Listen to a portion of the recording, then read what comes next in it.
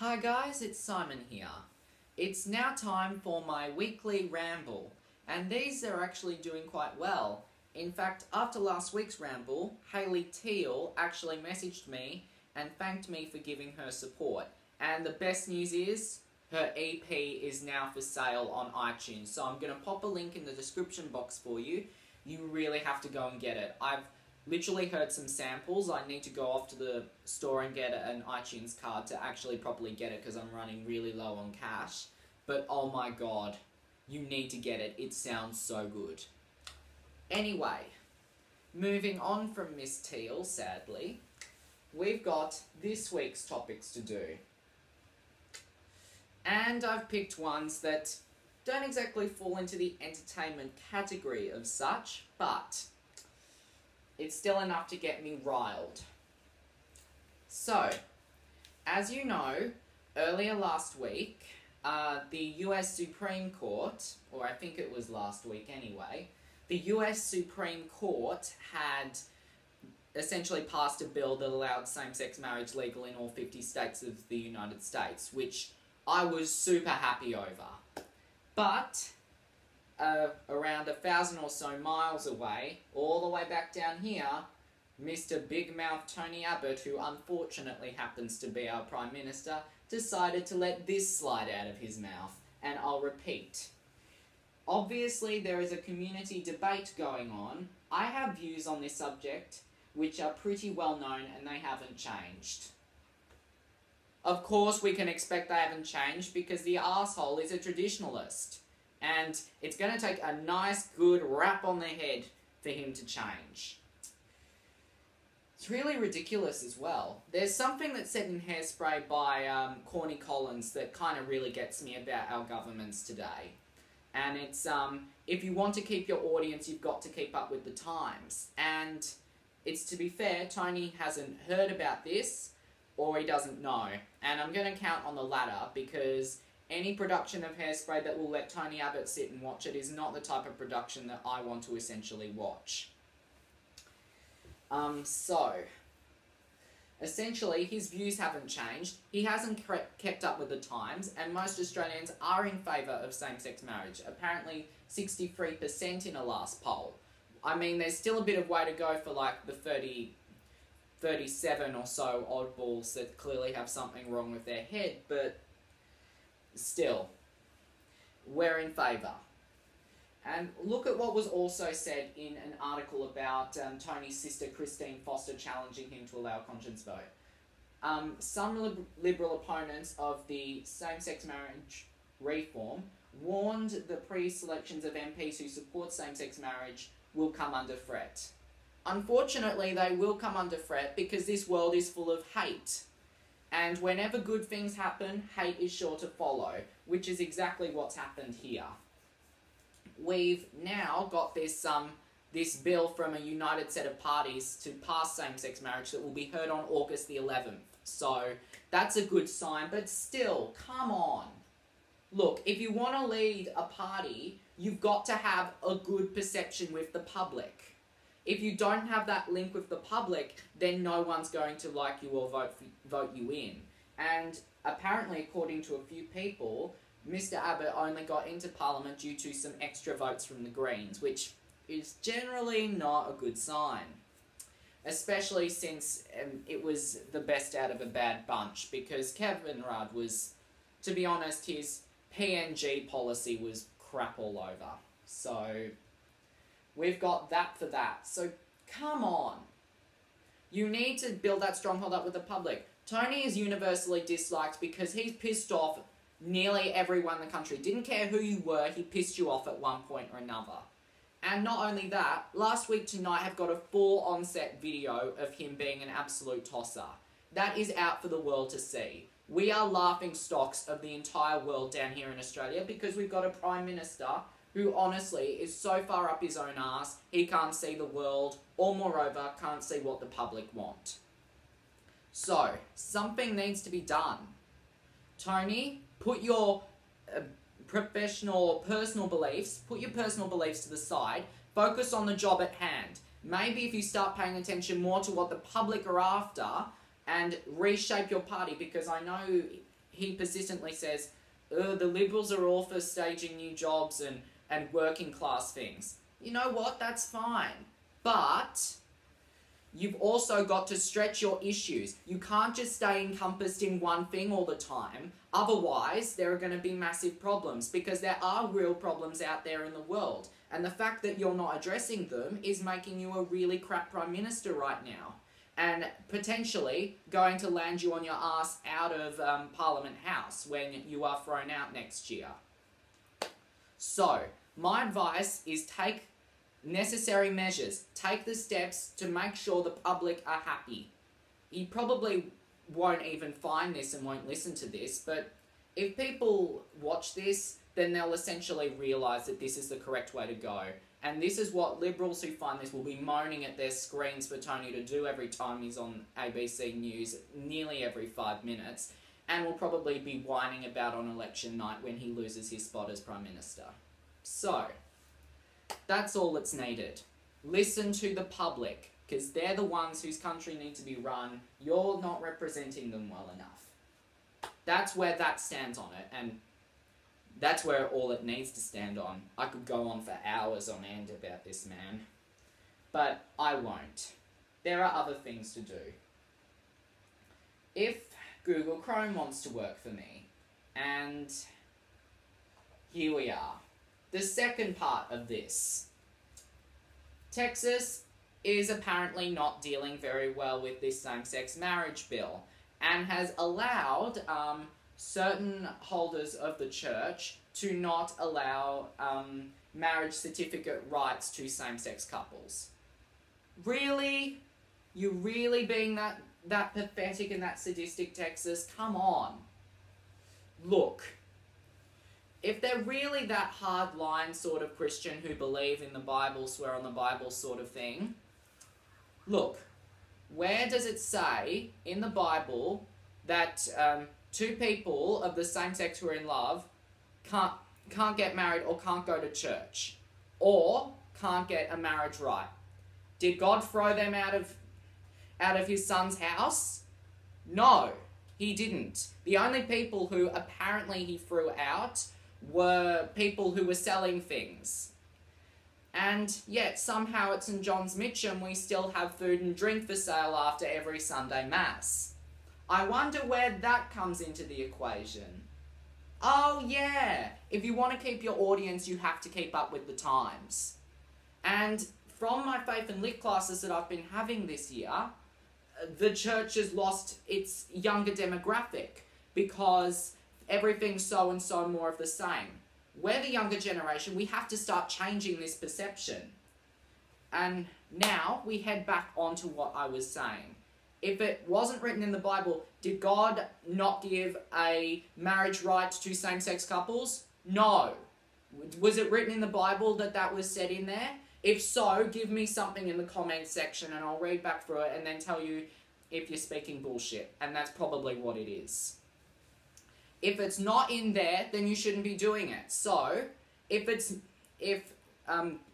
same-sex couples not getting the marriage right, if it's in there, do not give these people the right to marry. If that's, or a marriage certificate, or whatever the hell it is, if it's in there that you can't do that, then look.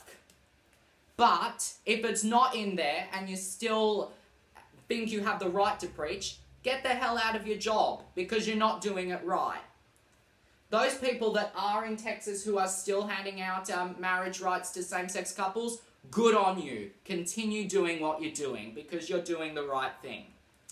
But to those people who are being so utterly homophobic, get a fucking grip on yourself. This is 2015, not 1856 BC or whatever the hell it is.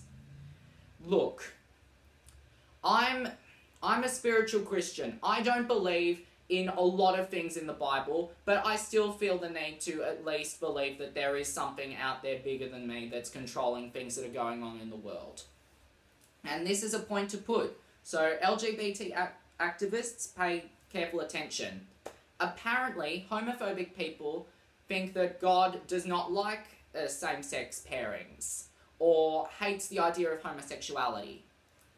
Well, if God's so high and mighty and powerful and managed to make the Red Sea part and can control the weather, explain to me on the days when same-sex marriage was legalized in Ireland and legalized in the United States, why a rainbow appeared in the sky. Can you explain that to me? If you say that God can't control the weather, well, how did he make the Red Sea part? Caught you there.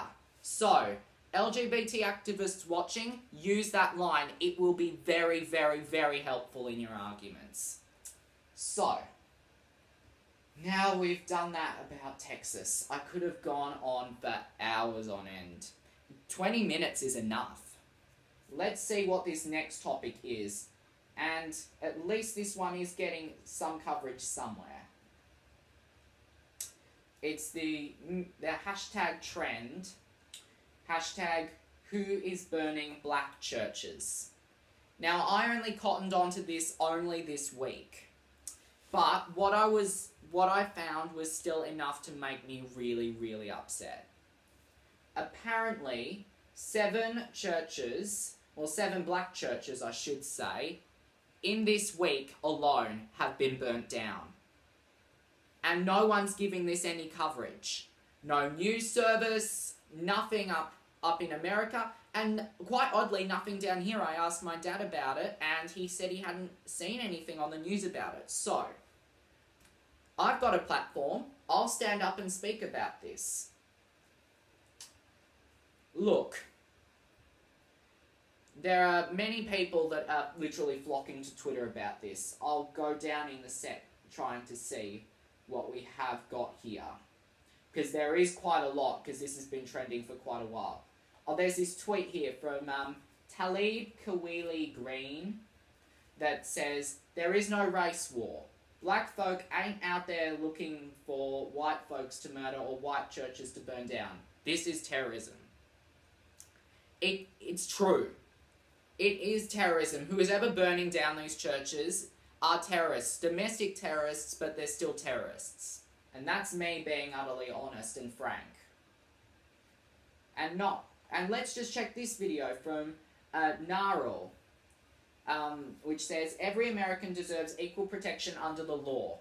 How can we trust that anymore when we've got racist police literally running around all over the place, abusing their power? No, it's not good. I can tell you quite now who exactly is burning down these black churches. And it's these Ku Klux Klan, these conservative, whatever the hell you want to say. These racist, negligent people. And we've been seeing this for a long time, and it's grown to this point where literally God's house or God's houses are literally being burned to the ground. And people were getting so upset over a CVS store getting burnt down in Baltimore, whereas it comes to this, nothing. No news coverage at all. Do you have any idea how much this really pisses me off? It's 2015. Racism should not be an issue at all. And that seriously bugs me to the point of no return. Remember a couple of weeks ago when this Dylan, whatever the hell his last name is, this Dylan Wolf, I think it is. I don't want to remember the guy's last name because, to be honest, he doesn't deserve any publicity whatsoever. With the Charleston shooting, entered into a black church and literally killed nearly everyone in there. Around 9 people, I think, were killed in the end. It was like, I was sitting up in my room reading through those tweets on the timeline and literally feeling so sad and so upset. I'm a 17-year-old boy. I should be doing what normal teenagers are doing, which means study for exams, sneak out of the house to go to a party, get shit-faced off my head. I should not be having to worry about every single person in the world. But yet, here I am, literally having to sit here, talking to you guys about racism these days. I should not be having to do this. But given that some people are literally so thick and so arseholic that they've gone and burnt down 7 churches, I have to sit here and give a lecture. And from those people at Fox News, don't blame your fucking lightning on this. Lightning or natural, or people just knocking over a candle does not happen 7 times in a week. Come on. At least find a better excuse. This is really a pain. This Dylan Wolf's America that he wanted to incite this race war, this could potentially be what his America is. 7 churches burnt down in a week. Something has to be done about this. I'm getting sick of going onto Twitter and seeing all this stuff about people of different skin colour being abused purely because of the colour of their skin. Racist taunts coming off of Twitter. Even in my classes at school, people throwing around racial insults just thinking that it's the norm. I'm getting goddamn sick of it.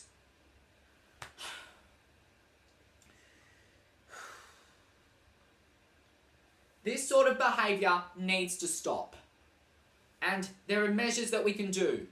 First and most essential thing we can do, remove racist police officers from the force. I don't care how fucking good you are. I don't care if you can shoot a 9mm with a gun. If you are racist, get the fuck out of the police station. Because you don't deserve your badge of pride if you're going to go around and abuse it.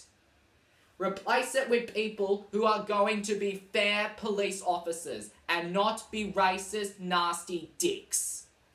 Simple as that. That's the one way we could help this situation. We could also demilitarize the police force because some of the photos that I've seen coming out of places where racial prejudice is still active, like Ferguson, Missouri, have been utterly ridiculous. You don't need that much. For goodness sake. I know we have completely branched off from the churches thing, but still, this is a situation that we need to talk about. And if the news services aren't doing it, something has to happen.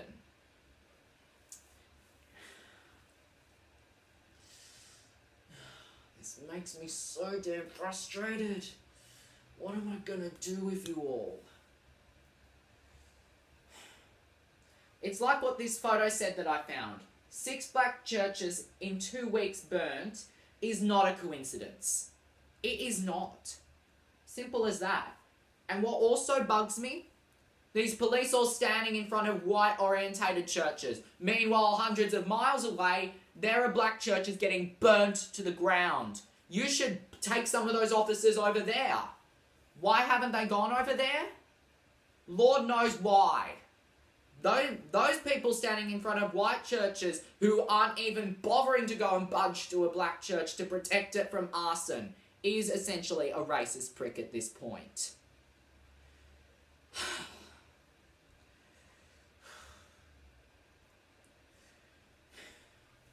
This is literally a problem. This is literally sums up everything wrong with the world. Every time something is cleared up, like the same-sex marriage passing appeal in the Supreme Court, every time something like that happens, a good thing happens, 2 more nasty things spring up, which is kind of what's happened here with why I'm sitting here doing this ramble, because these things have sprung up when we should be celebrating good things. I'm usually the kindest, funniest person on this thing. Here I am screaming at a camera, hoping that someone out there is listening to me. Someone out there is willing to make a change. Why is there so much hate? Well, I can't explain why. Some people choose to be dickheads. Some people choose to be assholes. I've always said this.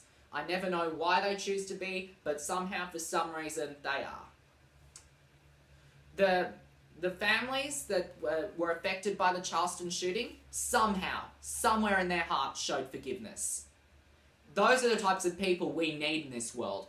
Instead, for every single set of those people that are affected but can still forgive, there are hundreds of other people who will still be hate-driven. It reminds me of something that was said in True Blood by one of my least favourite characters, Bill Compton, but it's still words that ring true to this day. A message of hate can seduce an impressionable mind far more readily than a message of love. Unfortunately, this is true this day. It's not... Many people would be mistaken thinking that this is like the 1900s, where this type of racist shaming would be the norm. And I say this loosely, because it shouldn't have been the norm in the first place.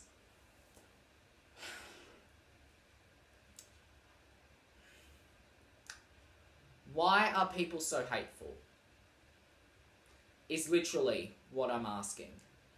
And I'm not going to get an answer anytime soon. So instead of me having to ask this, I have to try and do what I can to help.